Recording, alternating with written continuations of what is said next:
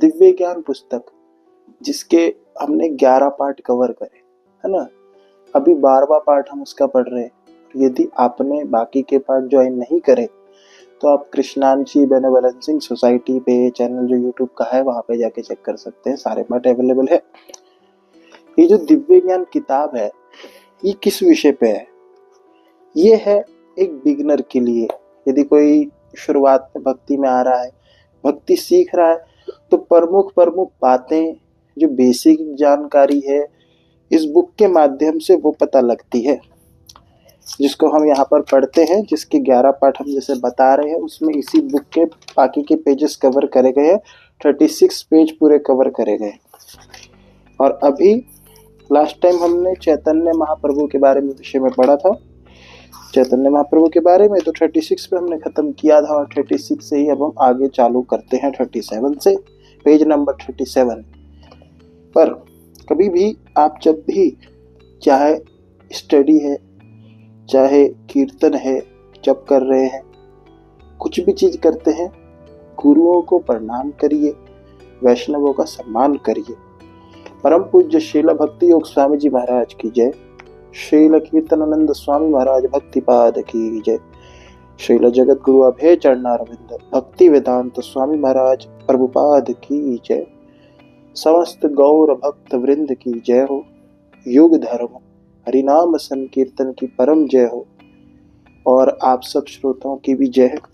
आप सब समय निकालते हैं, भगवान की कथा जब भी होती है, कोई चर्चा होती है, इवेंट होते हैं, जो लोग आते हैं या जो लोग ऑनलाइन सुनते हैं, हम आप सबके चरणों में भी पंचांग प्रणाम करते हैं। चलिए अब हम शुरू करते हैं। गुरु कृपा रहे कि हम आपको अच्छे से बता सके। पेज नंबर है 37। श्रील प्रभुपाद का संक्षिप्त जीवन परिचय। देखिए, श्रील प्रभुपाद जो है बेसिकली ये अभय चरणारविंद, इनका जो नाम था अभय, पर गौड़ीय संप्रदाय में जब दीक्षा हो गई तो ये बन गए चरणारविंद, वहां से तो अभय चरणारविंद प्रभुपाद जी जो बोला जाता है। इसके पीछे का जो फैक्ट है वो कुछ इस प्रकार से है कि इनके स्टूडेंट जो शिष्य थे वो जब यहाँ भारत में आए तो उन्होंने देखा कि जो प्रभुपाद जी के अभय चरणारविंद जी के जो गुरु जी हैं श्रीला भक्ति सिद्धांत सरस्वती, उनका नाम प्रभुपाद था। तो उनके जो अनुगामी हैं, शिष्य हैं, वो सब कैसे संबोधित करते थे? जय प्रभुपदा जय प्रभुपदा, प्रभुपदा जय प्रभुपदा। तो अभय चरणारविंद इनको सब क्या कहते थे? स्वामी जी, वहां पे विदेश में, यूएसए में। तो इनके अनुगामियों ने जब ये सुना प्रभुपाद जी जैसे बोल रहे थे भक्ति सिद्धांत सरस्वती जी को, तो उनको काफी अच्छा लगा। उन्होंने कहा कि हमारे गुरु जी हैं, हम उनको भी ऐसे ही संबोधित करते हैं कीर्तन में। तो एक बार क्या हुआ, वहां पे कीर्तन हो रहा अभय चरणारविंद जी के यहाँ पर, तो वहां पे उनके अनुगामियों ने बोला जय प्रभुपदा प्रभुपदा। तो जो अभय चरणारविंद जी हैं, इनकी जो मनोस्थिति है, मनोभाव है, वो इस तरीके का रहा। इन्होंने कहा कि ये नाम मेरे गुरु का ही ले रहे हैं। प्रभुपाद जी इनके गुरु का नाम है अभय चरणारविंद जी का। भक्ति सिद्धांत सरस्वती जो है उनका नाम ही प्रभुपाद है, उनको ही संबोधित करा जाता है। ठीक, तो ये वहां से फिर इनको भी प्रभुपाद जी बोलने लगे और इनको भी खुशी मिलती कि हमारे गुरु का नाम लिया जाता है। यही सिद्धांत मैं भी बता रहा था कि गुरु प्रथम है, इसके बाद बाकी चीजें हैं। ठीक, अब आगे पढ़ते हम जो लिखा है इसमें 37। कृष्ण कृपा श्री मूर्ति श्री श्रीमद अभय चरणारविंद भक्ति वेदांत स्वामी श्रील प्रभुपाद का जन्म 1896 में हुआ था ना, और भारत के कलकत्ता नगर में हुआ था। अपने गुरु महाराज श्रील भक्ति सिद्धांत सरस्वती गोस्वामी से 1922 में कलकत्ता में उनकी प्रथम भेंट हुई थी। एक सुप्रसिद्ध धर्म तत्ववेता, अनुपम प्रचारक, विद्वान भक्त आचार्य एवं 64 गौड़ीय मठों के संस्थापक श्रील भक्ति सिद्धांत सरस्वती को ये सुसूचित नवयुवक प्रिय लगे और उन्होंने वैदिक ज्ञान के प्रचार के लिए उन्हें अपना जीवन उत्सर्ग करने की प्रेरणा दी।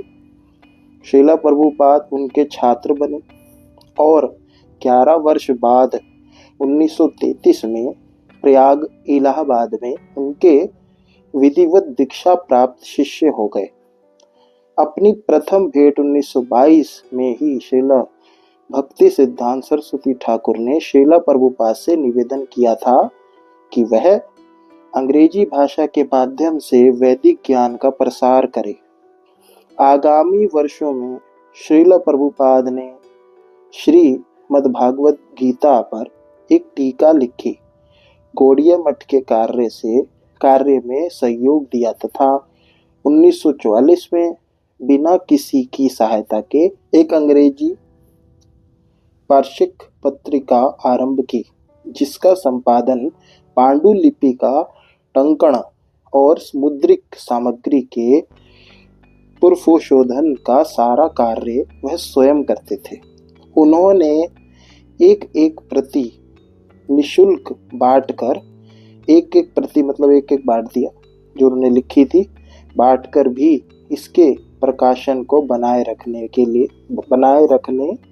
के अब अगले पेज पे चलते हैं। 38 बनाए रखने के लिए संघर्ष किया। अक्सर देखा जाता है यहाँ पर एक चीज समझिए, जैसे उन्होंने लिखा भक्ति का प्रचार करते हैं लोग तो उनकी सहायता इतनी नहीं होती है, पर फिर भी प्रभुपाद जी जितना उनसे होता है वो करते गए। 44 की जो बात चल रही है यहाँ पे, इसके आगे की बात चलती है, संघर्ष किया आगे। अब यह उनके शिष्यों द्वारा पश्चिमी देशों में भी चलाई जा रही है और अनेक भाषा में छप रही है। श्रील प्रभुपाद के दार्शनिक ज्ञान एवं भक्ति की महत्ता पहचान कर गौड़िया वैष्णव समाज ने 1947 में उन्हें भक्ति वेदांत की उपाधि से सम्मानित किया। 1950 में 54 वर्ष की अवस्था में श्रील प्रभुपाद ने गृहस्थ जीवन से अवकाश लेकर वानप्रस्थ ले लिया। क्योंकि यहाँ पर ना एक चीज सीखने को हमें मिलती है, क्या मिलती है कि यही जीवन का हमारे चलने का एक प्रकार रहना चाहिए। जैसे 1 से लेकर 25 तक ब्रह्मचारी रहेंगे, फिर विवाह हो जाएगा तो गृहस्थ में जाएंगे, है ना। फिर उसके बाद हम क्या लेंगे, वानप्रस्थ लेंगे, जैसे कि यहाँ पे प्रभुपाद जी ने भी लिया। अर्थात जब सारी जिम्मेदारियों का निर्वाह कर देते हैं, हमारे पे कोई ऋण नहीं है इस प्रकार से, तो हम ये ले रहे हैं, वानप्रस्थ ले रहे हैं, चीजों का जगहों का त्याग करते हैं। उसके बाद फिर संन्यास होता है। चलिए आगे हम बढ़ते हैं इसमें, जिससे वह अपने अध्ययन और लेखन के लिए और अधिक समय दे सके। तदंतर श्रील प्रभुपाद ने श्री वृंदावन धाम की यात्रा की, जहां वह बड़ी ही सात्विक परिस्थितियों में मध्यकालीन ऐतिहासिक श्री राधा दामोदर मंदिर में रहे। वहां वह अनेक वर्षों तक गंभीर अध्ययन एवं लेखन में संलग्न रहे। 1959 में उन्होंने संन्यास ग्रहण कर लिया। श्री राधा दामोदर मंदिर में ही श्रील प्रभुपाद ने अपने जीवन के सबसे श्रेष्ठ और महत्वपूर्ण ग्रंथ का आरंभ किया था। ये ग्रंथ 18,000 श्लोक संख्या के श्रीमद् भागवत महापुराण के 12 स्कंदों में अंग्रेजी में अनुवाद और व्याख्या है। वहीं उन्होंने अन्य लोकों की सुगम यात्रा नामक पुस्तिका भी लिखी। श्रीमद् भागवत के प्रारंभ के 3 खंड प्रकाशित करने के बाद श्रील प्रभुपाद सितंबर 1965 में ने अपने गुरुदेव का धर्मानुष्ठान पूरा करने के लिए संयुक्त राज्य अमेरिका गए। अंततः श्रील प्रभुपाद ने भारतवर्ष के श्रेष्ठ दार्शनिक और धार्मिक ग्रंथों के प्रामाणिक अनुवाद, टीकाएं एवं संक्षिप्त अध्ययन सार के रूप में 60 से अधिक ग्रंथ रत्न प्रस्तुत किए। 1965 में जब श्रील प्रभुपाद जलदूत नामक मालवाहक जहाज से प्रथम बार न्यूयॉर्क पहुंचे, तब उनके पास 40 रुपए मात्र थे। अत्यंत कठिनाई भरे लगभग 1 वर्ष के बाद जुलाई 1966 में उन्होंने अंतर्राष्ट्रीय कृष्ण भावनामृत संघ की स्थापना की।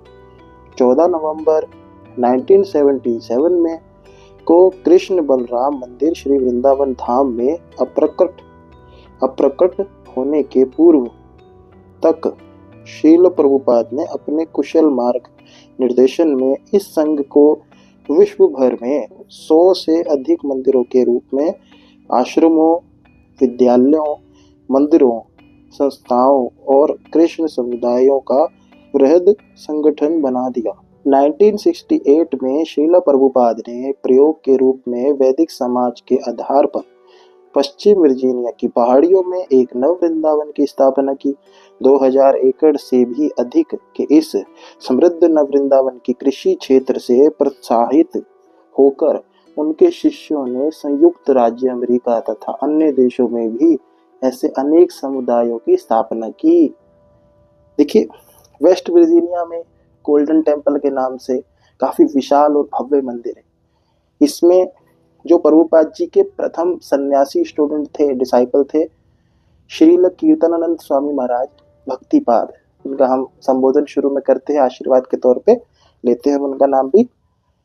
उन्होंने वहां पे ये संकल्प लिया था कि हम बनाएंगे, तो सबने मिलके बनाया, जिसमें भक्तिपाद जी का प्रमुख हाथ था और उन्हीं की लगन थी। ये जो आश्रम, जो उनकी इच्छा थी नव वृंदावन, ये वहां पे बन पाया, क्योंकि वो जैसा क्षेत्र है वहां पे बनना पॉसिबल था नहीं।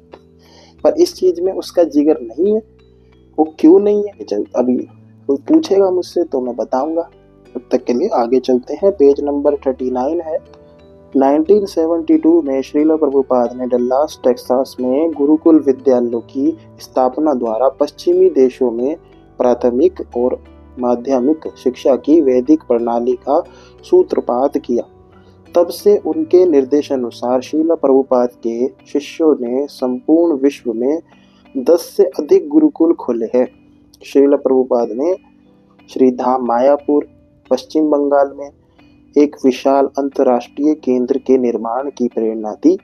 यहीं पर वैदिक साहित्य के अध्ययनार्थ सुनियोजित संस्थान की योजना है। इसी प्रकार श्री वृंदावन धाम में भव्य कृष्ण बलराम मंदिर और अंतर्राष्ट्रीय अतिथि भवन तथा श्रील प्रभुपाद स्मृति संग्रहालय का निर्माण हुआ है। ये वह केंद्र है जहां पश्चात लोग वैदिक संस्कृत का मूल रूप से प्रत्यक्ष अनुभव प्राप्त कर सकते हैं। मुंबई में भी श्री श्री राधा रास बिहारी जी मंदिर के रूप में एक विशाल सांस्कृतिक एवं शैक्षणिक केंद्र का विकास हो चुका है। इसके अतिरिक्त भारत में अन्य महत्वपूर्ण स्थानों में हरे कृष्णा मंदिर खोलने की योजना कार्याधीन है, किंतु श्रील प्रभुपाद का सबसे बड़ा योगदान उनके ग्रंथ हैं। ये ग्रंथ विद्वानों द्वारा अपनी प्रामाणिकता, गंभीरता और स्पष्टता के कारण अत्यंत मान्य है और अनेक महाविद्यालयों में उच्च स्तरीय पाठ्य ग्रंथों के रूप में प्रयुक्त होते हैं। श्रील प्रभुपाद की रचनाएं अनेक भाषाओं में अनुवादित हैं।